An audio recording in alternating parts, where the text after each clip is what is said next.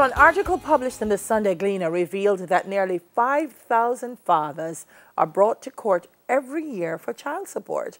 Anthropologist and chairman of Fathers Incorporated, Dr. Herbert Gale, joins us, and we're going to discuss points raised in the article. Good morning. Always a pleasure to have you. Morning, my dear. Morning, my friend. 5,000. And that's a who get hauled before the courts. A lot. Maybe about 15 ago. Probably the same amount. Yes.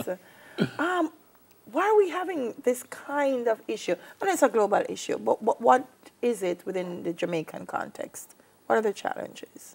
Well, the first problem is that the bulk of those going would be for child maintenance. Okay. Right. So, and the other thing we quickly need to get is that a man can also take a woman before the court, but they don't. For what?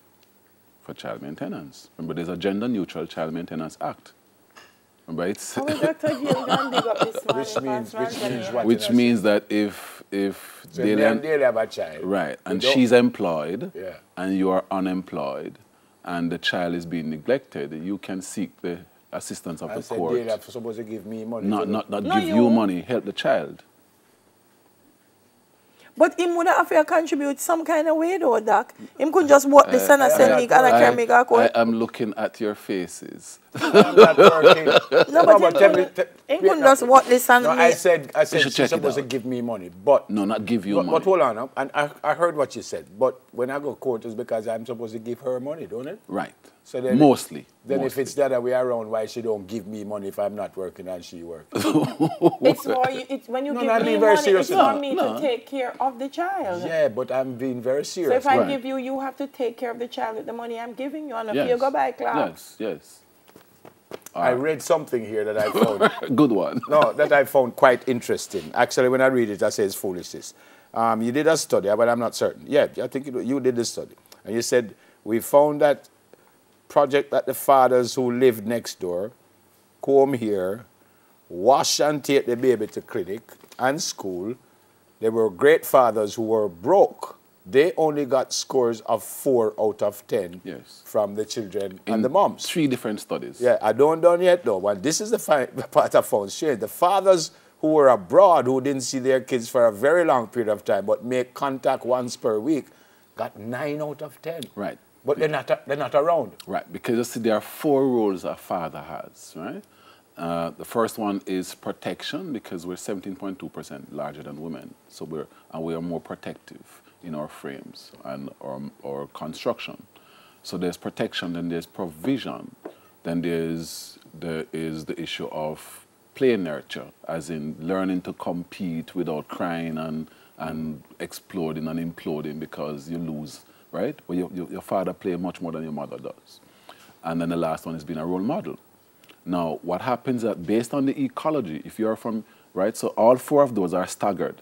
If you are from a home in which everybody's employed, right, if the dependency ratio is 1-to-1 or 1-to-1 point something, meaning that there are enough people in the home working to protect and provide for everybody in the house who are not working, then the other roles of the man are called upon, such as to protect and to nurture. But if the house is starving, if the house is really, really desperately starving, which is a large proportion of our households, then the family automatically is going to reduce the man's role to money. So it's not that the woman gets up in the morning and says, I'm going to reduce every man's role to money. It's the fact that that is the desperate need of the whole home. Factors so it depends on the ecology, it depends on the environment. I want to raise a point here, Mr. Sir. 20% incidence of jackets.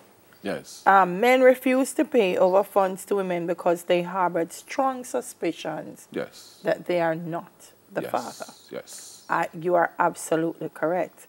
But how do we address this? Because I had a conversation the other day, and one young man said to me, and I'm a youth, you know, I said, well, go and do a DNA test. And he said, that's too expensive. Yeah. How do we fix that? It's a problem because let's start from the fact that we are now the region's first major male fertility study is being done by my students. They're actually in the field right now. and they can't wait. Every now and then they'll run a regression or run something on the data, even though it's not finished, to look. And we're certain that over 20% of men feel certain that they gave one of their neighbors a jacket, and over 20% of men feel certain that they got, including some of them, of those who have done DNA or the mother of the child has informed them. So feel certain is certain? No, not necessarily, but all you need is the feeling, you know. We're talking about child maintenance. So because I think it's not my unit, right, I don't give her no money. So I'm saying that that is one of the major factors. There are other factors, right? But if you feel, it doesn't have to be a reality. If you feel that the child is not yours. You know I'm here. As the Belizeans would say, that if you feel the child is shalai, right? Or a jacket in our case. But should there be, I don't want to say this, you know, because we have such restrictions already, but someone said to me, you know, in some countries, you go court, you know, pay child support, them lock you up. I mean, I said, boy, but you lock him up. I don't know if that's going to help. But should there be some kind of penalty or more penalties? Because if them go court and then they pay, what come out of it? I think it has to. I think the family court has come up very far away because we also have 9 to 10% of children who have no idea who their father is. Oh. This is Professor Anderson's work, right? They have absolutely no idea.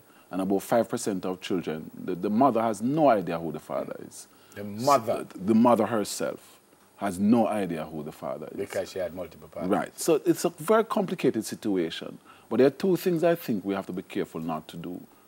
A, blame the mother and have a cultural blame on the mother. Correct. On this, because the point is, child shifting practices have to occur in spaces where there is what is called urban polyandry, meaning that the woman actually requires 2 or 3 men in her life. These men are earning so little that she would need 2 or 3 men just to help take care of 1 child.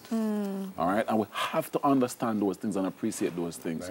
We had a woman who had 3 children on my radio program, 3 children and 7 baby fathers for the 3 children. 7. And people condemned her, and I had to explain to them, right? Because when I spoke to her, I said, are those 7 able to help to provide for the 3 children? She said, no, me have to work my back, me have to bend my back same way. So the point is that the society, we have to begin to focus on the poorest people and try and see if we can provide means for both the fathers and the mothers. And that's the crisis we're having. Good to see you. I have to go. I have to go. Wow. Always great to have you. Talk about this for the entire day. Anthropologist and chairman of Fathers Incorporated, Dr. Herbert Gale. We switch over to a bit of poetry after this. We're going to soothe the soul. We'll be right back.